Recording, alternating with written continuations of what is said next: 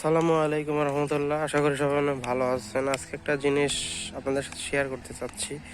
সেটা হচ্ছে, আমরা সবাই জানি যে ধানের জমিতে দেখা যাচ্ছে এটাতে পানি শুকিয়ে গেছে। ধানের জমিতে আসলে পানির বিকল্প কিছু নাই। ধানই একমাত্র ফসল, যে ফসলের জমিতে সর্বক্ষণ আর একটা নির্দিষ্ট সময় পর্যন্ত সর্বক্ষণ পানি দিতে হয়। তো আসলে এত বিশাল জমিগুলোতে আসলে পানি কিভাবে দেওয়া হয় আমরা জানি যে বিভিন্ন পাম্পের মাধ্যমে সেচ দেওয়া হয়। তবে যে জিনিসটা বেশি প্রচলিত আর কি এই ধানের মৌসুমে, সেটা হচ্ছে যে আমরা বলে থাকি যে ডিপ কল, মানে এটা অনেক বেশি পরিমাণে পানি উত্তোলন করে থাকে। এই যে একটা ঘর দেখতে পারতেছেন, এগুলোকে ডিপ কল। এবং এই ঘরের আশপাশ দিয়ে এরকম বড় বড় খুঁটি দেখা যায়। এই খুঁটিগুলোর নিচে আর কি পানি আসে। এই প্রত্যেকটা খুঁটির পাশে একটা করে এরকম জায়গা থাকে, যেখানে আর কি এইখানে একটা নাট থাকে। এই নাটটা ছেড়ে দিলে এই জায়গা থেকে পানি যায় জমিতে। তো আশেপাশে দেখেন কিছু নাই, পানির সোর্স কিছু নাই। তারপরেও কিন্তু দেখেন এই জায়গা থেকে কোথা থেকে পানি আসতেছে, এই জিনিসটা আপনাদের আমি একটু দেখাই। কারণ কোনো কিন্তু সোর্স নাই, তাহলে পানিগুলো কোথা থেকে আসতেছে এই জিনিসটা আর কি আপনাদের সাথে শেয়ার করবো আজকে।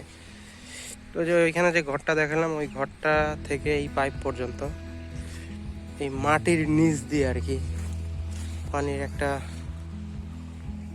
বড় পাইপ দেওয়া হয়। এই ফসলের জমিগুলোর নিচ দিয়ে বড় পাইপ আছে, অনেক মোটা পাইপ আছে। সেই পাইপটা এখানে আসে আর কি অ্যাটাচ হয়। অ্যাটাচ হওয়ার পরে ওই যে আমি আপনাদের দেখাই, ওই পাশে আর একটা দেখা যাচ্ছে এরকম পাইপ। তো এই জায়গায় এই জিনিসটা আটকানো থাকে, এখানে একটা নাটের মতো। এই জিনিসটা যখন একটু ডিল করে দেওয়া হয়, তখন এই রাউন্ড যে বলটা চারপাশ দিয়ে পানি বের হয়। তো এখন একটা জিনিস ভাবার বিষয়, জিনিসটা আমিও জানতাম না।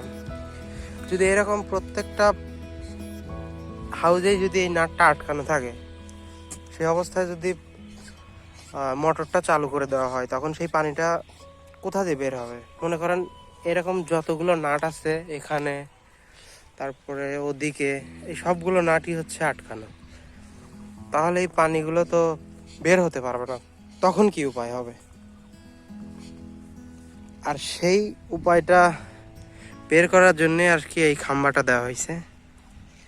এইখানে হচ্ছে একটা ফুটো আছে, যখন সব জায়গায় বন্ধ থাকবে তখন যদি মোটর চালিয়ে দেয়, তখন পানিটা এই এই পাইপ দিয়ে উপচে বাইরে পড়বে। তার মানে পাইপটাই ফেটে যাওয়ার কোনো চান্স নাই। এই জন্য আসলে এই খাম্বাগুলো দেওয়া হয়। আমি আসলে জানতাম না যে এই জিনিসগুলো কী জন্য দেওয়া হয়। আমি পরবর্তীতে আর কি নিজে নিজে এটা বের করছি যে এই কারণটাতেই। কারণ যদি সব নাটই এরকম টাইট দেওয়া থাকে, সে অবস্থায় যদি মোটরটা চালিয়ে দেয়, আর এই মোটর তো প্রচুর পরিমাণে পানি দেয়, তখন সেই পানিটা আসলে কোথা দিয়ে বের হবে? এই যে ফার্স্টে পানিটা আসলে এই পাইপের নিচে আসে, তারপরে এটা যে খোলা থাকে এখান দিয়ে বের হয়। এটা যে খোলা না থাকে, তখন ওই পানিটা আস্তে আস্তে আস্তে আস্তে উপরে উঠে উপচে পড়বে। তার মানে যে কোনো রকমের দুর্ঘটনা ঘটার কোনো সম্ভাবনা নাই। তো এই বিষয়টা মনে হয় আপনারা বুঝতে পারছেন, যারা জানতেন না। ভিডিও ভালো লাগলে অবশ্যই একটা লাইক করবেন, অন্য ভিডিওগুলো দেখবেন, আশা করি ভালো লাগবে। ধন্যবাদ সবাইকে। আসসালামু আলাইকুম।